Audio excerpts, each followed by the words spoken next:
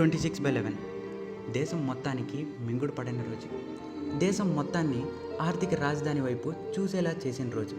ఎంతోమంది జీవితాల్ని కుదిపేసిన రోజు.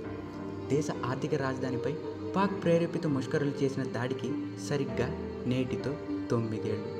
కాలం మారింది, ఘటన జరిగిన స్థలాలు మారాయి, కానీ గాయం మారలేదు. అది కలిగించిన భయం తాలూకు ఆనవాళ్ళు ఇంకా అలానే ఉన్నాయి.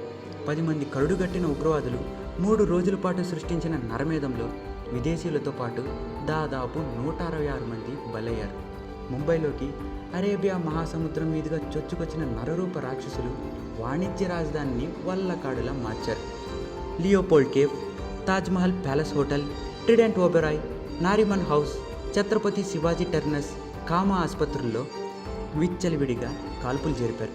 త్రివిధ దళాల 50 గంటల సుదీర్ఘ పోరాటం తర్వాత ఉగ్రవాదుల్ని మట్టుబెట్టించగలిగారు. సజీవంగా పట్టుబడిన ఉగ్రవాది అజ్మల్ కసబ్ను దాదాపు 4 ఏళ్ల పాటు విచారించి 2012 నవంబర్ 21న ఉరి తీసేశారు.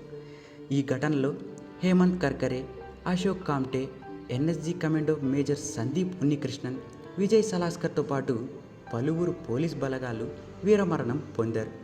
ఈ అమరవీరులకు మనస్ఫూర్తిగా నివాళులర్పిద్దాం.